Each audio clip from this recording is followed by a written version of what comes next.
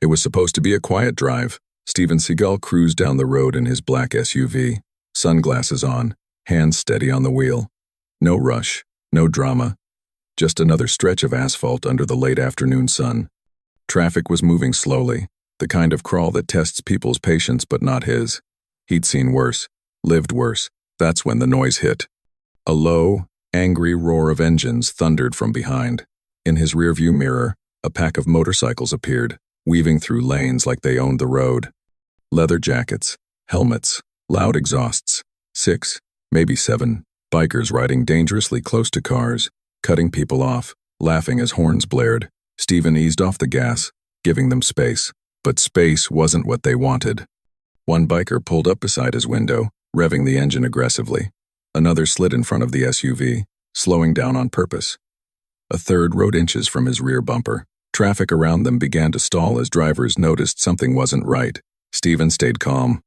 At the next red light, everything stopped. The bikers boxed him in. One of them slapped the hood of his car, hard enough to make nearby pedestrians turn their heads. Another leaned down, knocking on the driver's window with his knuckles, not asking, demanding. "Hey, old man, you got a problem?" the biker shouted. Steven looked straight ahead for a moment, then slowly turned his head. He rolled the window down just enough to speak. "No problem," he said evenly. "You should move." That only made them laugh. The biker leader pulled off his helmet, smirking. "You don't tell us what to do." Place? Cars behind started honking. Phones came out. Someone, in a nearby vehicle, began recording. Sensing this wasn't just road rage, it was turning into something else. Steven opened his door and stepped out. He didn't raise his voice, didn't clench his fists. He stood tall, relaxed, almost peaceful, like a man completely in control of himself. His presence alone shifted the air, though the bikers didn't notice it yet. They circled him slowly, like predators convinced their prey was weak. One of them scoffed. "You picked the wrong day to act tough." Steven met his eyes, calm and unblinking. "I'm giving you a chance," he said quietly. The light was still red, the road was still blocked, and the bikers had no idea that the man standing in front of them had spent a lifetime learning exactly how moments like this end. Steven stood beside his SUV, the hum of engines vibrating through the air like a warning. The bikers had spread out now, forming a loose half-circle around him. Boots planted wide, shoulders loose, confidence dripping from every movement. They were loud. They wanted attention. Steven didn't give it to them. He kept his hands open, relaxed at his sides. No clenched fists, no threatening posture, just calm. The kind of calm that made angry people even angrier. "Look at this guy." One biker laughed, pacing back and forth. "You gonna lecture us or something?" Another stepped closer, invading Steven's space on purpose. "You cut us off back there. Think you're special?" Steven shook his head slightly. "Didn't cut anyone off," he said. "You're blocking traffic. Move your bikes and let people go." "That did it."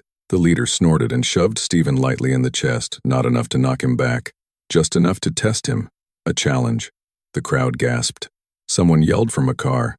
"Hey, leave him alone." Steven didn't move. He looked down at the hand on his chest, then back up into the biker's eyes. His voice stayed low, controlled. "Don't touch me again." The biker burst out laughing, turning to his friends. "You hear that? He's giving orders now." They laughed with him, feeding off each other's energy. One of them pulled out a phone and started recording from up close, angling for a reaction, hoping for fear, or better yet, a mistake. Steven took a slow breath. He wasn't angry, not yet, but he was alert.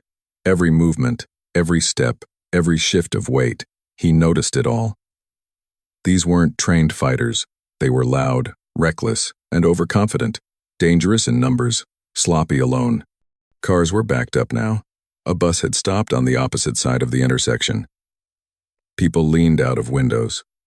A woman whispered, "Is someone calling the police?" The bikers didn't care. One of them kicked a small rock toward Steven's feet. "What? You gonna cry about it?" Steven's eyes never left the leader. "I don't want trouble," he said, "but you're pushing for it." The leader stepped even closer, chest puffed out. Their faces were inches apart now. The biker could smell Steven's cologne. Steven could hear the man's uneven breathing. "You don't look scary to me," the biker said. You look old. That was when the tone shifted. Not in Steven's voice, but in the air. The laughter from the bikers grew louder, more forced. A few of them glanced around, suddenly aware of how many people were watching, how many cameras were recording, how public this had become. Steven took one small step back, not in fear, but in position. His feet aligned naturally, balanced, ready. To the untrained eye, it meant nothing. To someone who knew, it meant everything. He raised one hand slightly, palm out. "This is your last warning," he said calmly.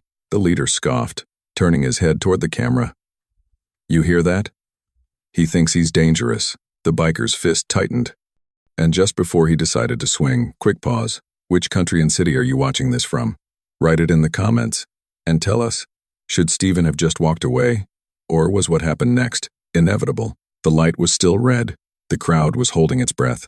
And the biker was about to make a choice he couldn't take back. For half a second, everything froze. The biker's fist hovered in the air, knuckles white, anger spilling out of him in short, sharp breaths. The crowd felt it, that invisible line where words end and violence begins. Someone shouted, "Hey, don't do it!" Another voice yelled, "Back off, man!" The biker didn't listen. He swung. It wasn't a clean punch. It was rushed, emotional, driven by ego more than technique. To most people, it would have been terrifying. To Steven Seagal, it was predictable. Steven moved. Not fast, not flashy, just precise. He shifted his weight a few inches to the side, letting the punch slice through empty air. In the same motion, his hand came up and caught the biker's wrist. There was no struggle. No pause. Steven rotated the arm gently but with exact pressure, turning the wrist inward and down. A sharp crack echoed. The biker screamed. In less than 2 seconds, the man who had been laughing moments earlier was on his knees, his arm twisted at an angle that made everyone watching instinctively flinch. Steven didn't slam him, didn't throw him. He simply controlled him like a teacher correcting a student. The laughter died instantly. The remaining bikers staggered backward, shock written across their faces. Phones zoomed in. Someone gasped loudly. Another person whispered, "What just happened?" Steven leaned slightly closer to the man on the ground, his voice calm, almost compassionate. "I told you not to touch me." He released the pressure just enough for the biker to breathe, but not enough to escape. The message was clear. This can end peacefully, or it can get much worse. Steven let go and stepped back. The biker scrambled away, clutching his arm, eyes wide with disbelief and pain. He stared up at Steven like he was seeing him for the first time, not as an old man, not as an easy target, but as something dangerous in a very quiet way. For a moment, no one moved. Then one of the bikers snapped out of it. "Get him!" he shouted, trying to sound brave. 2 of them rushed forward together. That was their second mistake. Steven didn't charge them. He didn't chase. He waited. As the first biker lunged, Steven stepped inside the attack, closing the distance before the man even realized what was happening. A short elbow strike to the chest knocked the wind out of him, instantly. Before the second biker could react, Steven turned, grabbed his shoulder, and used the man's own momentum to send him crashing to the pavement. Both bikers went down hard. Not unconscious, not broken, just finished. The crowd erupted. "Oh my God. Did you see that? That guy knows what he's doing." Traffic was completely stopped now. People stood on car roofs. Drivers leaned halfway out of windows. Every phone was recording from multiple angles.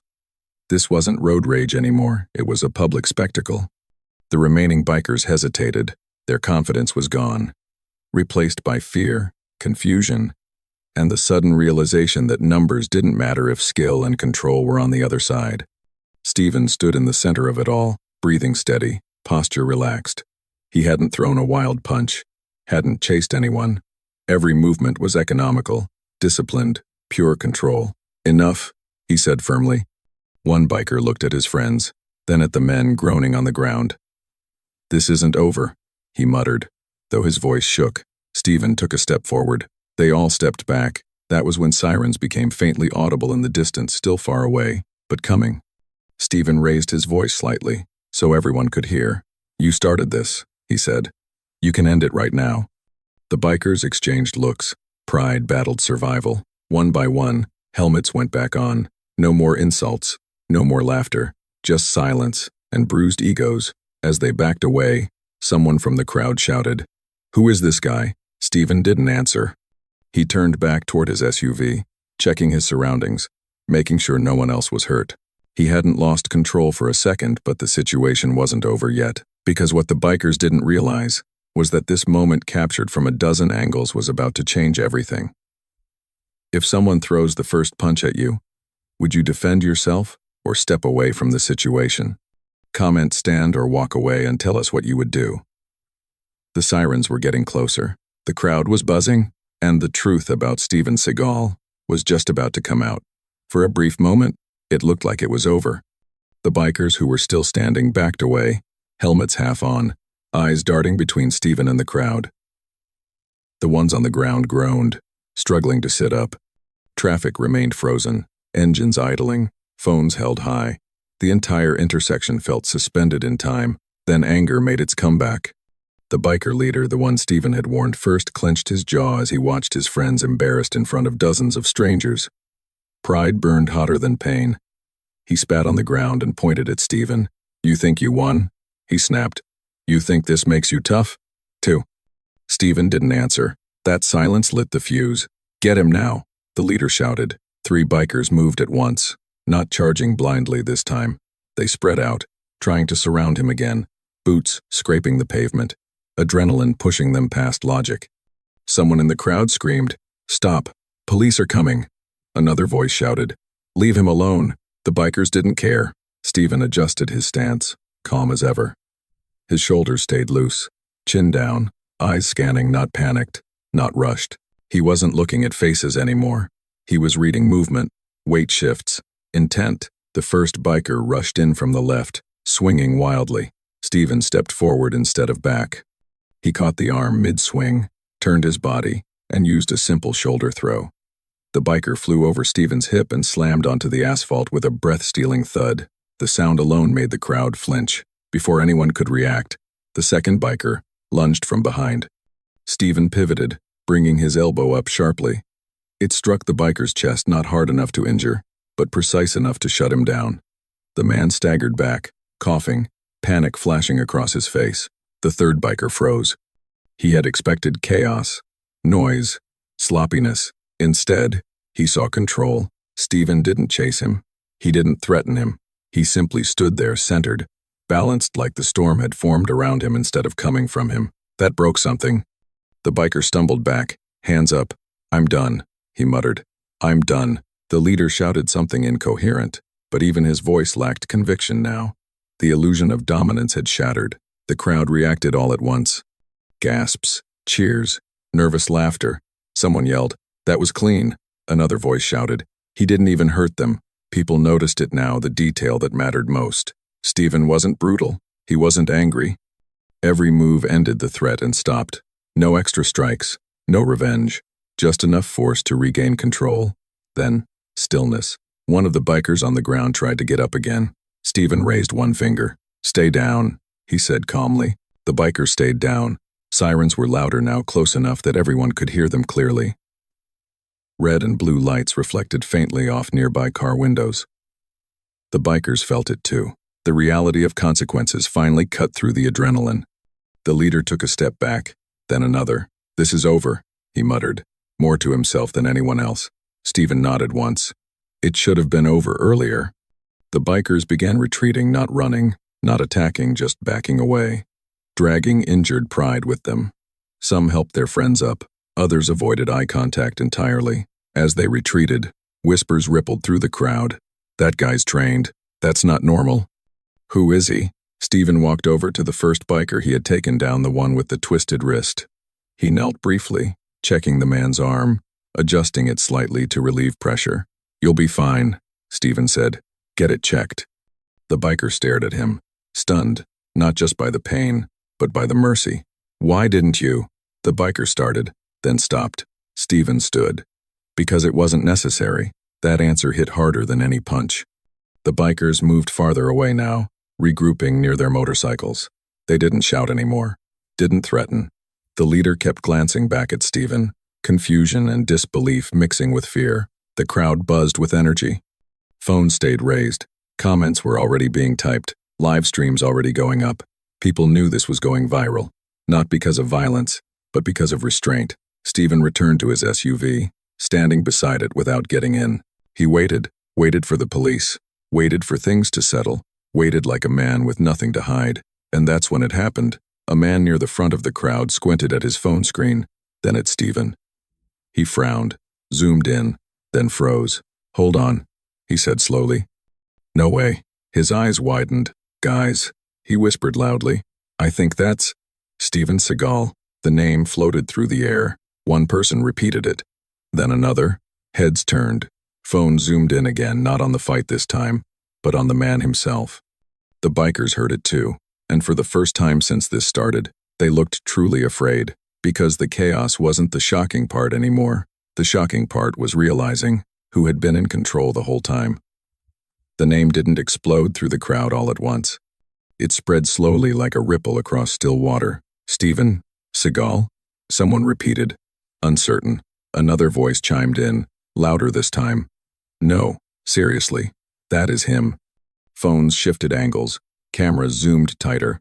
Faces in the crowd changed from excitement to disbelief. The bikers felt it immediately. The leader turned his head sharply.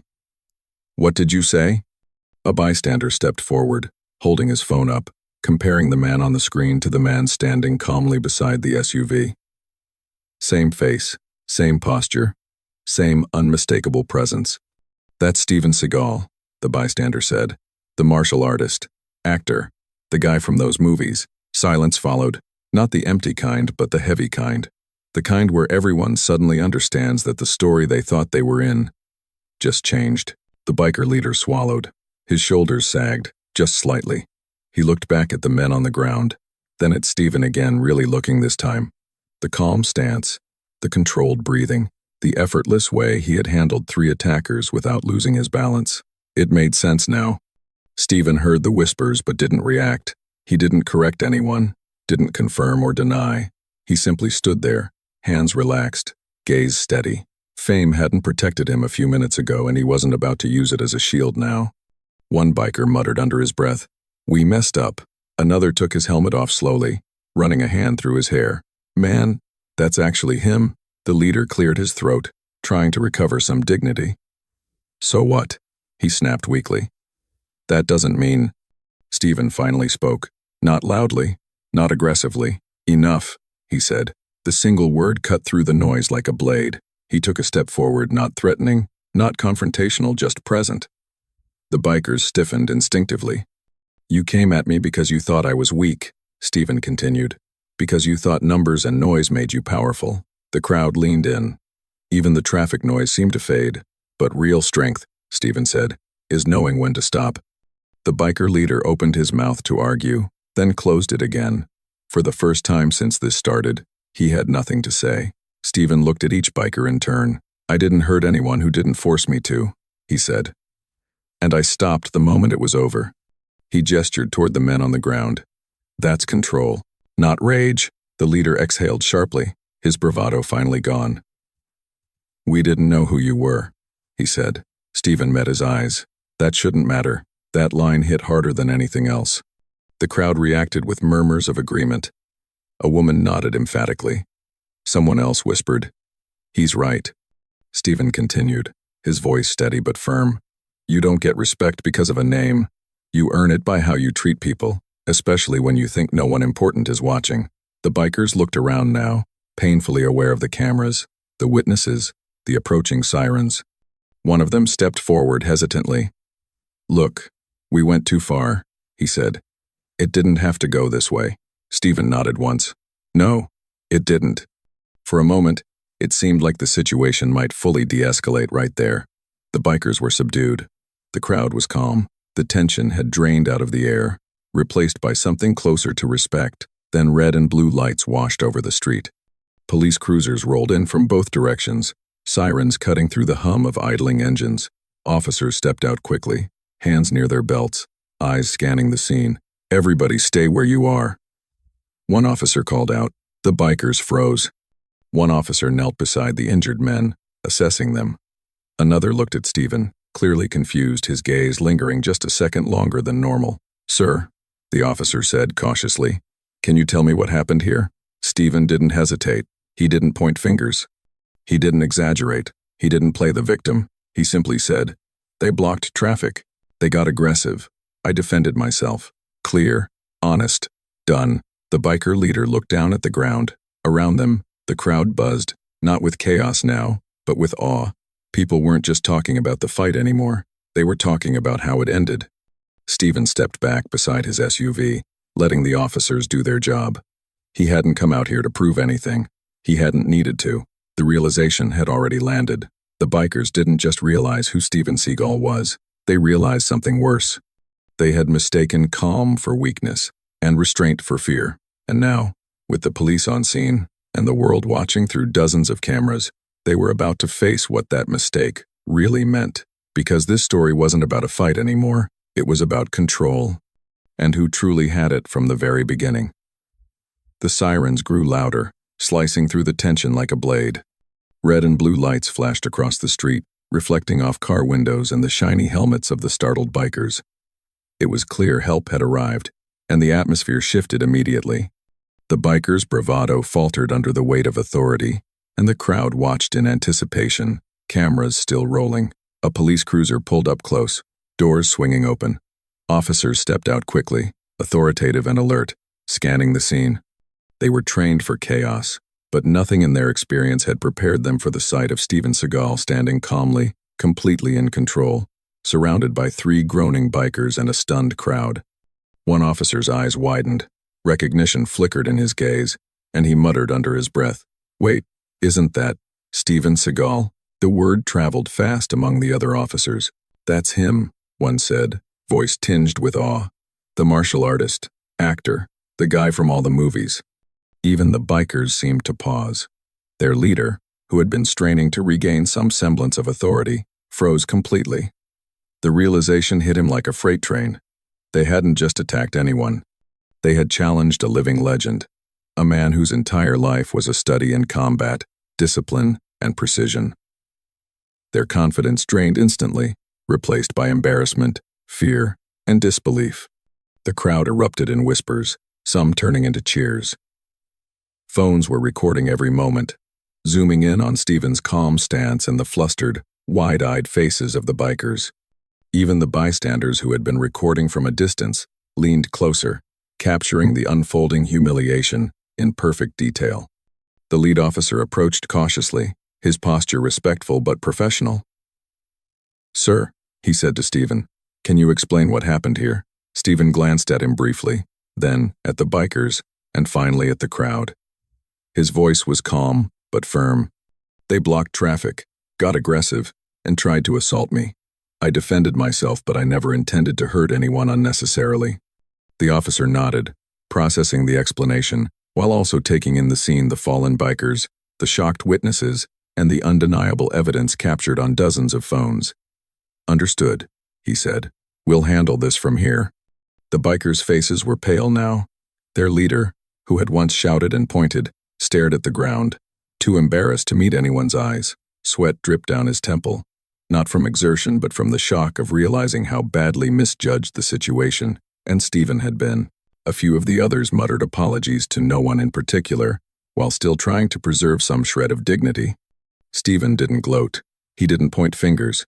He simply straightened, his posture calm, almost serene, as if the chaos had been nothing more than a small interruption in an otherwise ordinary day.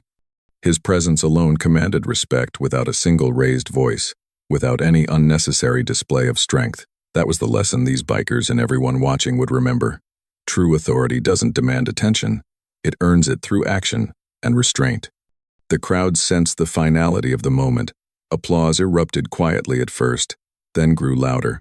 People shouted encouragements, some clapping, others murmuring words of admiration. It wasn't just that Steven had defended himself, it was how he had done it. No overkill, no revenge, just measured, precise, controlled responses to aggression. A journalist in the crowd, already filming, whispered to a cameraman, "This is going to blow up online. Everyone will see how he handled it." Steven glanced toward the retreating bikers, now being guided toward their motorcycles by the officers. The leader had his head down, shoulders slumped, clearly aware that he had underestimated the man in front of him. The lesson was unavoidable and public. Pride and aggression could not outmatch discipline, skill, and control. One of the bikers, still shaken, looked up at Steven and stammered, I'm sorry." Steven's expression softened slightly. "You should respect people," he said quietly, "regardless of what you think they can or cannot do." Basic dit. The bikers were silent. Their embarrassment was total. Even as the police began taking statements, the humiliation was unmistakable. This had started as a confrontation born of arrogance, loud engines, and unchecked confidence, and it ended with the bikers reduced to shadows of their former bravado, facing a calm but undeniable authority. The crowd remained, some filming, some cheering, some simply staring in disbelief. The sound of sirens faded as the police prepared to clear the scene. But the moment the lesson, the spectacle, the realization of Steven's presence and control lingered. Steven returned to his SUV, checked his surroundings, and got inside. He didn't need to say more. The bikers had learned, the police understood, and the witnesses would carry the story far beyond this street. The footage would go viral, no narration required. It had written itself in real time. Before driving away, Steven glanced at the crowd one last time. Calm, composed, and entirely unshaken. He sent a silent message. True strength is measured by control, not chaos. The bikers and everyone who had watched would remember that lesson forever. If you were Steven, would you forgive these bikers? Or should they face the consequences? Comment forgive or punish, and let us know what you would do. As his SUV disappeared down the street, the bikers remained behind, humbled, embarrassed, and forever changed by a single truth. They had underestimated a master of skill, calm, and control, and the world had witnessed it all. By the time Steven Seagal's SUV disappeared down the street, the world was already watching. Smartphones had captured every second of the confrontation, the initial provocation, the controlled responses, the humiliation of the bikers, and Steven's calm, measured authority. Within minutes, clips were being shared, uploaded, and streamed across multiple platforms. The story was no longer just a street incident. It was becoming a global spectacle. News outlets quickly caught on. Headlines flashed across websites and social feeds.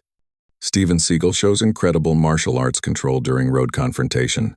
Bikers embarrassed by action movie star during traffic stop. Real-life action hero handles aggression with calm and precision.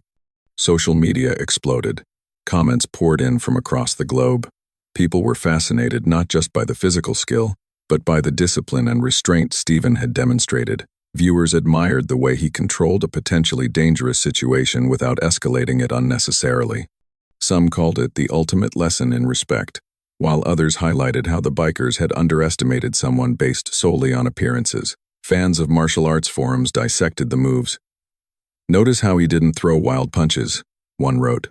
Every movement was controlled, minimal, and effective, another commented. That wrist lock, on the first biker textbook Aikido. Calm, precise, unstoppable.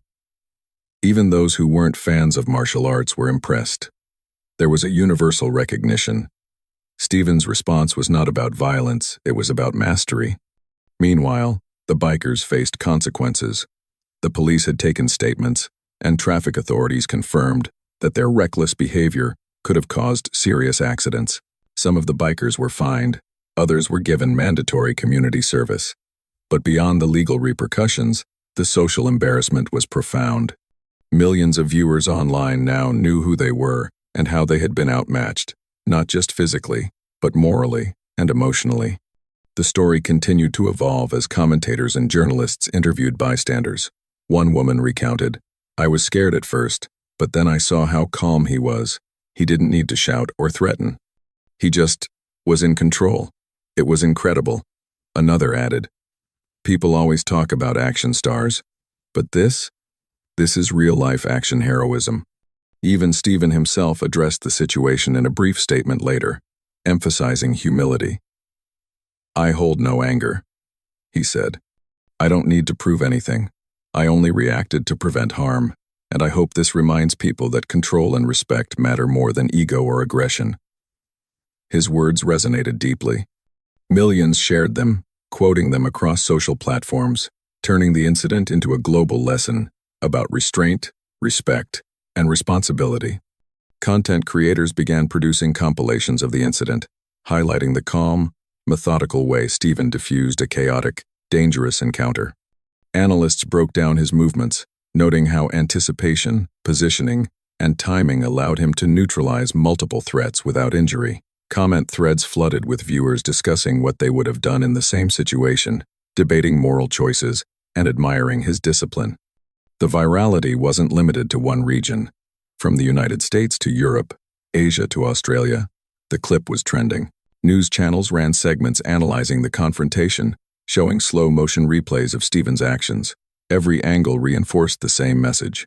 This was not an overreaction, not a fight for glory, but a display of controlled strength and personal integrity. In communities worldwide, the story inspired conversations about self-defense, humility, and how to handle aggression without escalating it. Martial arts schools shared the video as a lesson in technique and discipline. Parents used it to explain the importance of calm under pressure. Even social media influencers used the clip to discuss respect, responsibility, and the power of measured action in everyday conflicts. The bikers, once aggressive and arrogant, became cautionary figures. Their story was no longer about bravado. It was about underestimating someone who had mastered control, focus, and technique over decades. People discussed the psychological impact, how overconfidence and lack of respect could lead to public embarrassment and consequences, no matter how many people you surround yourself with. As the story settled into public consciousness, it became more than a viral clip. It became a reference point. Remember Steven Seagal on the street, people would say. That's how you handle conflict. It wasn't just entertainment, it was an example of real-world heroism. Strength without arrogance, power without ego, discipline without malice. In the end, Steven's calm demeanor, strategic responses, and moral authority had changed the narrative completely. The bikers had underestimated him. The crowd had witnessed his skill, and the world had learned a lesson in humility, control, and respect. The video had been watched millions of times, shared endlessly, and discussed in classrooms, martial arts, dojos, and online communities. If you believe that real strength is about control, respect, and standing your ground with discipline, type respect in the comments. Share this story, and subscribe for more real-life moments that inspire courage and integrity. By the end of the day, it was no longer a street incident.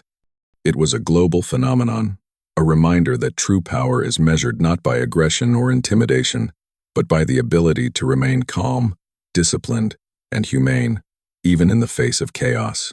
And in that moment, Steven Seagal had taught the world exactly that.